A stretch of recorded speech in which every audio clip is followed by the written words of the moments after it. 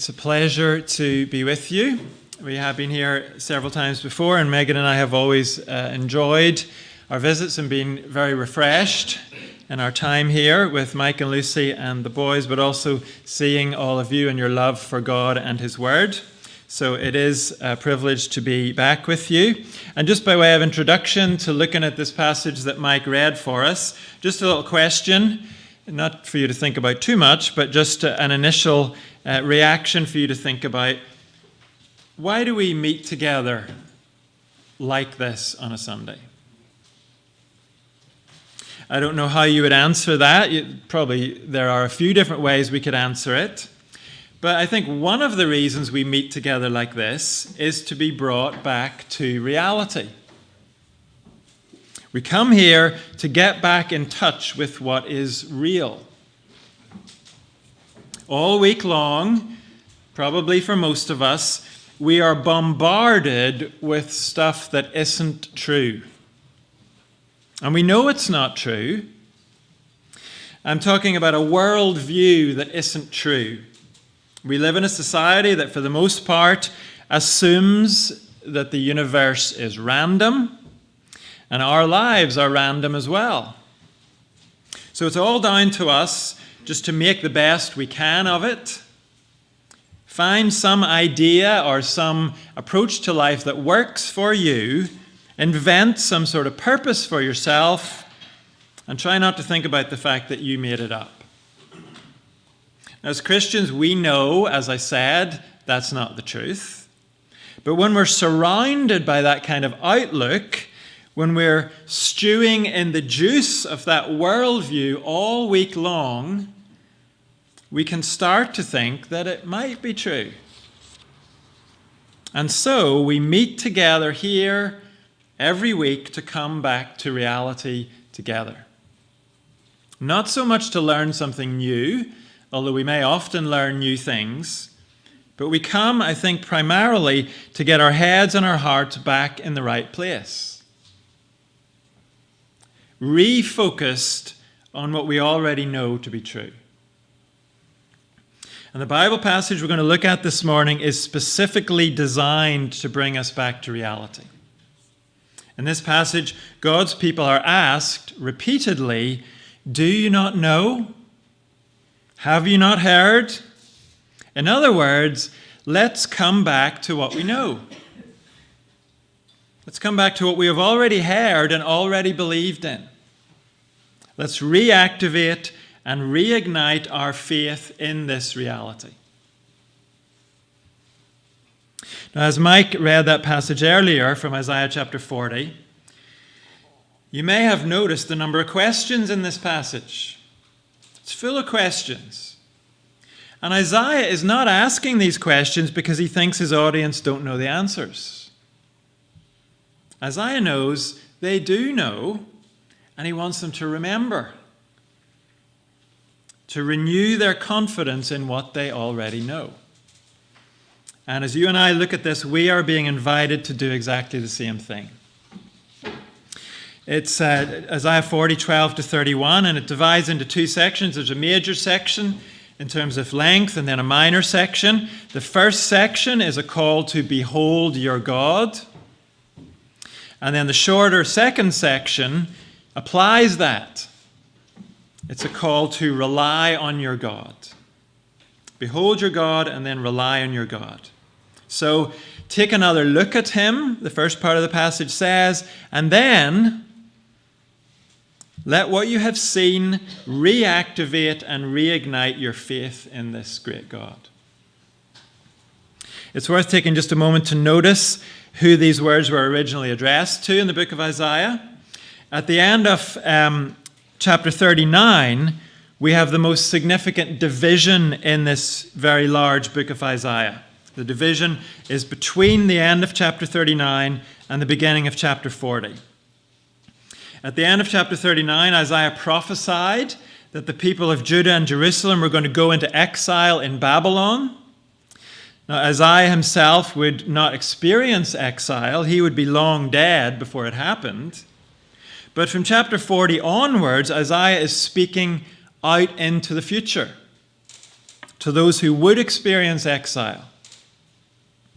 So the words that Mike read are addressed to a traumatized people, a people in exile, a people who feel like they're living in the dark. As the passage says a bit later on, they are starting to believe that God cannot or will not help them. And to these people, Isaiah says in verses 12 to 26, behold your God.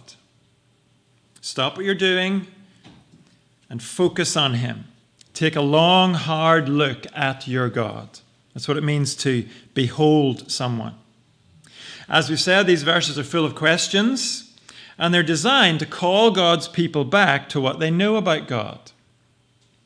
This is a quiz they already know the answers to, but they've been losing sight of these truths.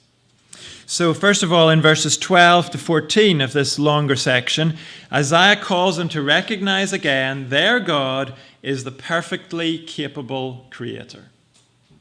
He is the perfectly capable creator. Have a look at verse 12. Who has measured the waters in the hollow of his hand, or with the breadth of his hand marked off the heavens? Who has held the dust of the earth in a basket, or weighed the mountains on the scales and the hills in a balance?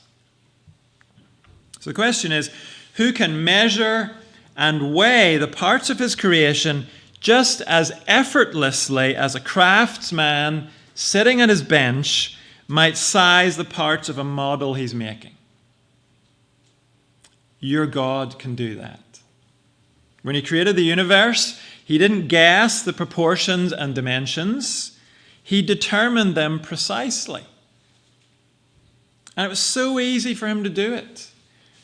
He didn't struggle to get Mount Everest onto his scales. Measuring the capacity of the Pacific Ocean was not a challenge to him. And not only does God have the practical ability, he has the wisdom and understanding to get the design just right. Look at that in verses 13 and 14. Who can fathom the Spirit of the Lord or instruct the Lord as his counselor? Whom did the Lord consult to enlighten him? And who taught him the right way? Who was it that taught him knowledge or showed him the path of understanding?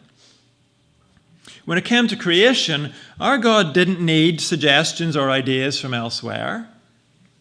He didn't need to look for creation hacks on YouTube.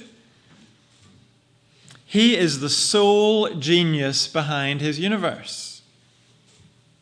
Gravity, colorful tropical fish, spiral galaxies, giraffes, ostriches, quarks, DNA. God came up with it all. Now, over time, human beings, we might discover more and more of God's genius as we investigate his world, but we certainly didn't feed him any insights, and nor did anyone else. Who can fully understand his genius? Never mind add to it. So as God's people, we're called to remember our God is the perfectly capable creator. And he's also, in verses 15 to 20, the unchallenged sovereign. The unchallenged sovereign.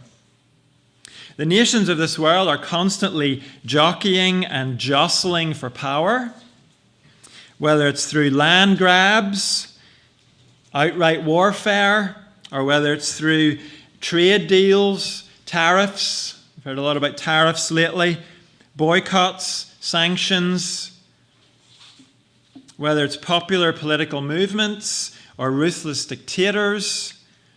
It seems like there's a lot of power being wielded by different people in this world. And in Isaiah's day, it was no different. But Isaiah says to us, I know all about that, but just take a breath in the middle of it all and look up. See that in verse 15. Surely the nations are like a drop in a bucket. They are regarded as dust on the scales. He weighs the islands as though they were fine dust. And the point there is, A drop in a bucket doesn't register. Dust on the scales doesn't move the needle. And neither do the rumbles of human power make the slightest impact on God's sovereignty. To be sovereign is to exercise supreme authority, unconstrained or unchallenged by any other power or authority. And one writer says, as God governs this world, he has no problems. Just think about that for a moment. As God governs this world, he has no problems. That's what it means for God to be sovereign. National elections do not pose a problem for God. He's not crouched over his iPad waiting to hear what the people have decided. And when they've decided, God doesn't scramble to try and react, to get a response in place. No, he is sovereign. He has no problems. From God's perspective, the political jostling that goes on in this world is all just dust on the scales. What about when we add religion into our political maneuvering? Now, we're not really used to that here in the UK. No one wanting to be Prime Minister would claim they had God on their side here in the UK. But across the world, that is a well-worn tactic for prospective leaders to claim, God is with me. I've got God's ear. God's on my team. I've shown him my plans, and he's agreed to get on board with me. That's what verse 16 here is addressing. This idea that as human beings, we could somehow harness God to our own claims to power. In Isaiah's day, Lebanon was renowned for its great forests. But Isaiah says, all the trees in Lebanon, feeding an altar that burnt up all the animals in Lebanon, that wouldn't be enough to twist God's arm. It would not succeed in manipulating God into being on side with any human agenda, any human claim to power. And look at verse 17. Before him, all the nations are as nothing. They are regarded by him as worthless and less than nothing. Now we need to be careful how we take that verse, because we know from the rest of Scripture, in fact we know from earlier on in this book, that the nations are important to God. They have a part to play in God's purposes. God has great compassion on the nations. That is all true. But the point here specifically is that God cannot be co-opted or coerced or thrown off balance by the nations. Before him, the political posturing of the nations is insignificant. The political power of the nations is less than nothing. And what about the gods of the nations? What kind of clout do they have? Compared to the Lord, what kind of power do they have? Well, Isaiah turns to that question in verse 18. With whom then will you compare God? To what image will you liken him? As for an idol, a metal worker casts it, and a goldsmith overlays it with gold and fashions silver chains for it. A person too poor to present such an offering selects wood that will not rot. They look for a skilled worker to set up an idol that will not topple. In verse 18, Isaiah says, do you really want to go there? Do you really want to do this? Compare the God of Abraham with the other gods? All the other gods are the product of human imagination. And their idols, their representations, they're the product of human workmanship. And that workmanship is limited by human budgets. So if you have plenty of money, your God will be gold and silver. If you're on a limited budget, you make do with wood. There is nothing to them but human artistic ability. And they're made out of materials supplied by the true God. They're so powerless, Isaiah says, that your main concern is making sure they don't fall over when you set them up in your shrine or on your shelf. The point is simply that other gods mount no challenge at all to the sovereign Lord of all. And just in passing, we can note that the modern gods of our society might look a little different than these ancient gods, but our modern idols don't mount any more significant challenge than the ancient ones did. Wealth is a god to many people today, isn't it? Wealth gives you power. But the wealthiest individual on this planet is no more of a challenge to God's sovereignty than the ancient person who had the biggest gold and silver idol on their shelf. All the wealth in the world can't move the Lord's hand or hold back his hand. Our God is the unchallenged sovereign. And then the last part of this first section, verses 21 to 26, he is also the fully attentive ruler. The fully attentive ruler. There is a popular idea about God that he set the universe in motion, and then he stepped back and he turned his attention elsewhere. So he's up there somewhere, or he's out there somewhere, but he's not involved in daily affairs down here. That may be a popular idea, but the Bible absolutely rejects it. Look how verses 21 and 22 assert God's transcendence. He is high above us. And then, when we read verses 23 and 24, notice how they insist on his immanence as well. He is present and active in his world. So verses 21 and 22. Do you not know? Have you not heard? Has it not been told you from the beginning? Have you not understood since the earth was founded? He sits enthroned above the circle of the earth, and its people are like grasshoppers. He stretches out the heavens like a canopy and spreads them out like a tent to live in. That's transcendence. God is high, high above us. But then look at verses 23 and 24. He brings princes to naught and reduces the rulers of this world to nothing. No sooner are they planted, no sooner are they sown, no sooner do they take root in the ground than he blows on them and they wither, and a whirlwind sweeps them away like chaff. That is immanence. God is present and active in this world. He is enthroned high over all, but he's not just a figurehead. As one writer puts it, our God is not an ornamental monarch.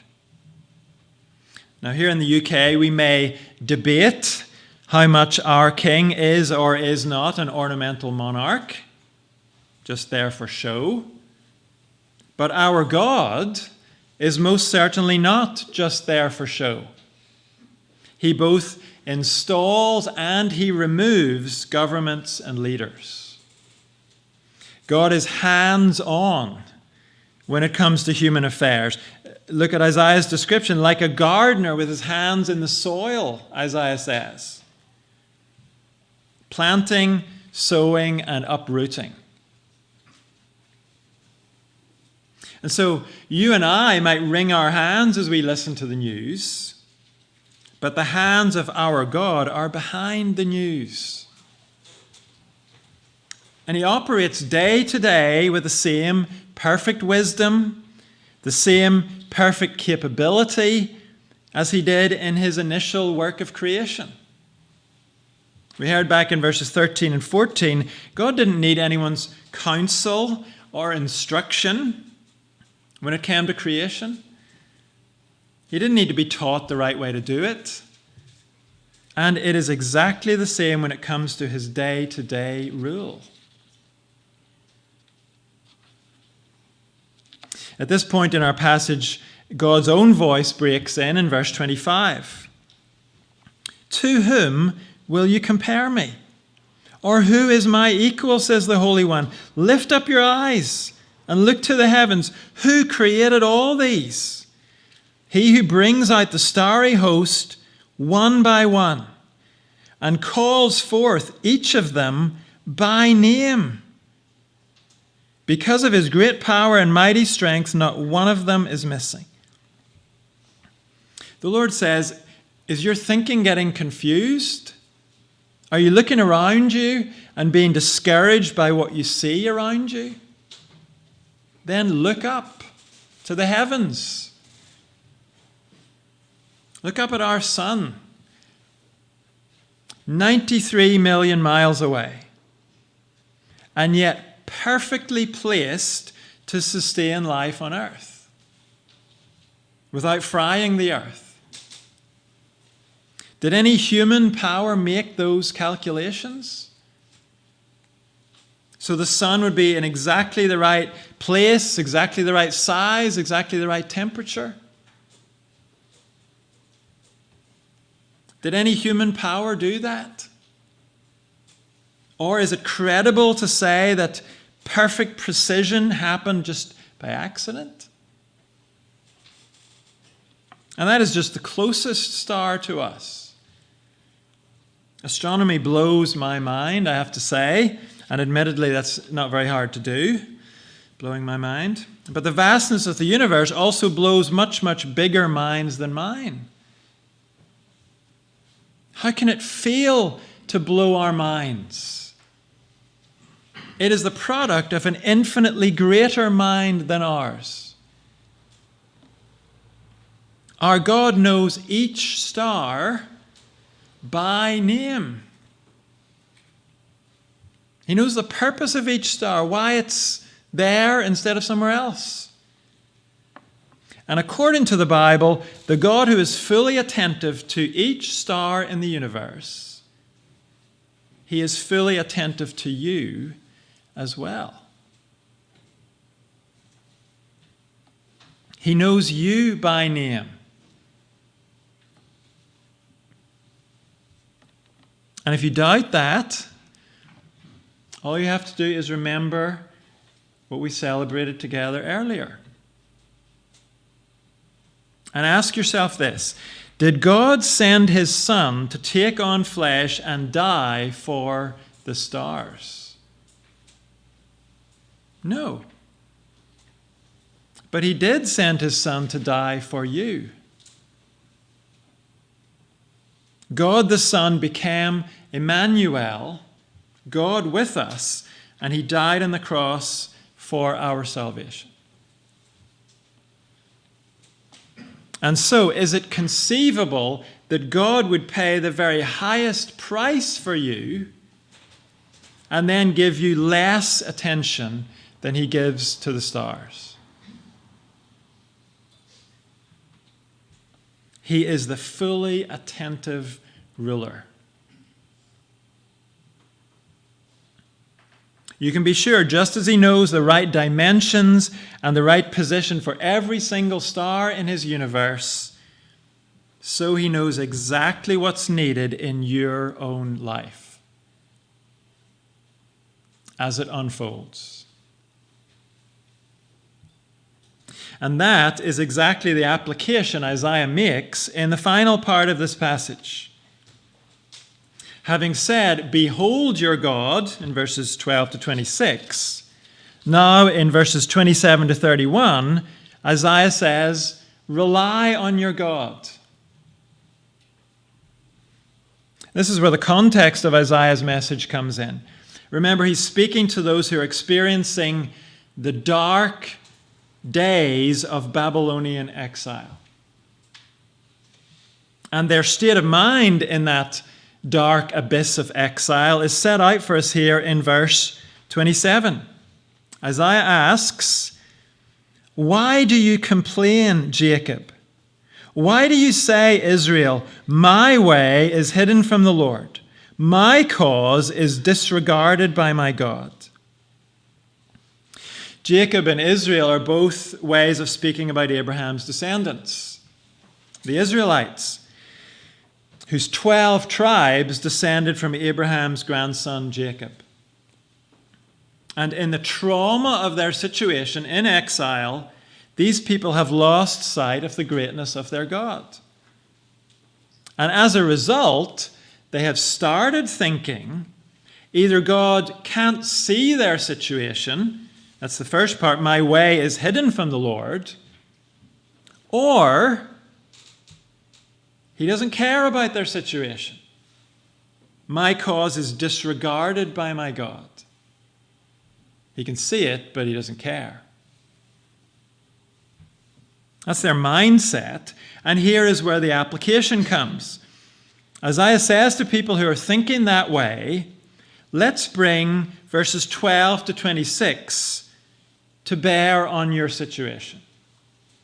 Let's apply what we've just heard in those verses. Verse 28. Do you not know? Have you not heard? The Lord is the everlasting God, the creator of the ends of the earth. He will not grow tired or weary, and his understanding no one can fathom. The Lord is the everlasting God. He has all the time in the world to unfold his perfect purposes. To us, in our lives, nearly every issue feels like an emergency, doesn't it? But it's never an emergency to God. The personal deadlines you and I set for our lives are actually pretty irrelevant. Because God will always meet his deadlines for our lives. And God will not make the kind of mistakes that you and I regularly make when we get anxious and we begin to panic and we do things in a hurry. God is not in a hurry. He never acts in a panic. And he never finds himself snookered by our situation either. He is the creator of the ends of the earth. There is not a single square inch of this world or any other world that is outside of God's jurisdiction. And he never runs out of energy to do what needs to be done. He will not grow tired or weary. How many plans have you and I made that we ended up abandoning? Either because we wearied of those plans, we got bored with them, or because we became too tired to carry them through. How often has that happened to us? Maybe a fitness regime that you set up for yourself, or some other goal, some commitment you made, maybe a project that you took on, only to find you didn't have the physical strength for it, or you didn't have the mental and emotional resilience to stick with it. You and I think, know what it's like to become tired and weary in the commitments we make. But our God has never had an experience like that. And he never will. Our God doesn't need to be refreshed or rejuvenated in any way. He is the fountain of life, Scripture says in another place. Well, you and I were asleep last night. God accomplished 1,000,000 things we didn't even know needed to be accomplished.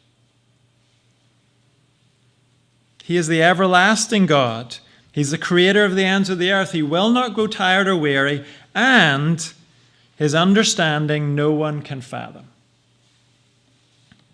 Sometimes you and I say, I just don't understand what God's doing. And we say that as if it's a surprise to us. Like we assumed we would be able to understand what God's doing. Now, yes, God has been gracious enough to tell us his big plan, The big plan is to bring unity to all things in heaven and on earth under Christ. We know the big plan, but as far as the day-to-day details of the big plan, for each day and week of our lives, why would it surprise us if we can't understand what God's doing? He's God. So by definition, he knows way, way more than us. We might not understand what he's doing, but we can be very sure that he does. He is out in front of us, seeing and doing wise and wonderful things we have no conception of yet. So next time we don't understand what God's doing, let's not be shocked. Let's not think it's a strange thing that his understanding is greater than ours. But here's the wonderful thing. While all through our lives we are limited in understanding, this passage tells us we need not be limited in strength. Because the infinite God, who never grows tired or weary, he loves to share his limitless resources of strength with us. Look at that in verse 29. He gives strength to the weary and increases the power of the weak. God loves to share his strength with us. And we all need his strength. Verse 30 says, even youths grow tired and weary, and young men stumble and fall. Young men is literally chosen men, meaning young men in their prime. The word is used elsewhere of those who are training for the army. And the point is, even people like that have a limit. Even the strongest reach a point where they stumble and fall. But they, along with the rest of us, have access to God's limitless supplies of strength. Is this talking about strength to run a marathon? Or kick on and run an ultra-marathon? Well, no. The marathon hadn't been invented in Isaiah's day. And even if it had, this is about more than cardio or muscular strength. This is about strength to cope with whatever life brings. The things that make us tired and weary. Mentally tired and weary. Spiritually, emotionally tired and weary. And yes, physically tired and weary as well. This is a promise that even the weakest of us, and I don't know you, maybe this morning you would classify yourself as the weakest. Even the weakest of us can receive strength from God. We can experience continual renewal from his limitless resources. We can receive whatever our circumstances require. Whether, verse 31, what we need is to soar on wings like eagles, or whether what we need is to run and not grow weary, or walk and not faint. Whether our situation requires us to soar or run, or just keep walking forward without keeling over. God can give us exactly what we need. It may not always be what we want in our situation. Sometimes we will want the strength to soar high above it all. And God may give us the strength instead to walk. In his perfect wisdom, he may not always give us what we want, but he can give us what we need. But why say he can give us what we need? Why not say he will give us what we need? Well, the promise here is conditional. Look at the start of verse 31. Those who hope in the Lord will renew their strength. We have to put our hope in him. Another way of saying that is we have to rely on him. If you and I carry on saying, my way is hidden from the Lord, my cause is disregarded by my God, well, that is not relying on him. Verses 12 to 26 called us to lift up our eyes from the things that we don't have and the things that we don't understand, to lift up our eyes and behold the one who does have everything and does understand everything. That's what we were called to do. And the right response to beholding our God is to rely on him. The life of God's people is not a life based on willpower. It's not a life of searching daily for the hero inside ourselves. That is the way to collapse. The life of God's people is a life of relying on supernatural power, supplied by our supernatural God. It's a life of getting up every morning, knowing full well that we don't have the resources for what is ahead of us. For the next difficult conversation, the next round of treatment, the next day with that difficult person at work or at school, the next temptation that Satan throws at us, the next discouragement that he whispers in our ear. We do not have the strength or the resources to deal with those things. Certainly not to deal with them in a gracious, God-honoring way. We do not have that kind of strength within us. We need to rely on God for it daily, hourly. Sometimes you and I look at what might happen to us, or we look at what somebody else is going through, and we say, oh, I could never cope with that.